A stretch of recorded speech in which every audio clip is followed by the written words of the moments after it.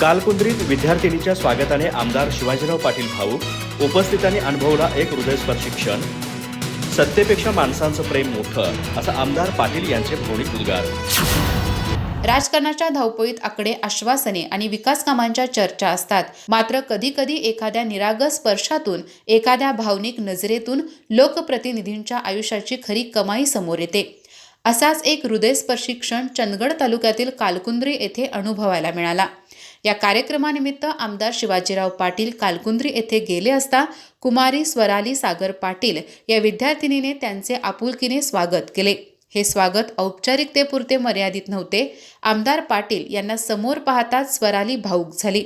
तिच्या डोळ्यात दाटलेले अश्रू आणि चेहऱ्यावरचं निरागस प्रेम पाहून आमदार पाटीलही क्षणभर थबकले आणि तेही भावूक झाले. या भावनिक क्षणानंतर आमदार शिवाजीराव पाटील यांनी उपस्थितांशी मनमोकळा संवाद साधला. या 6 वर्षात मी काय केलं, किती कामं केली याचं मोजमाप होऊ शकतं, पण माझ्यावर जीवापाड प्रेम करणारी माणसं मी कमावली आहेत, हीच माझी खरी कमाई आहे. माझ्या मतदारसंघातील माझ्या लेकीचं माझ्यावर असलेलं प्रेम हेच माझं बळ आहे, असे उद्गार त्यांनी काढले. पुढे बोलताना त्यांनी स्पष्ट शब्दात आपली भूमिका मांडली. या माझ्या लेकीसाठी मला काम करायचं आहे आणि ते मी आयुष्यभर करणार आहे. त्यांच्या सुरक्षित, उज्ज्वल आणि सक्षम भविष्यासाठी काम करणं हाच माझा जीवनधर्म आहे, असे सांगत त्यांनी स्वरालीला प्रेमाने आशीर्वाद दिला.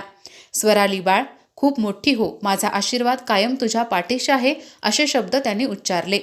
या छोट्याशा पण अत्यंत भावनिक घटनेने उपस्थितांची मने जिंकली.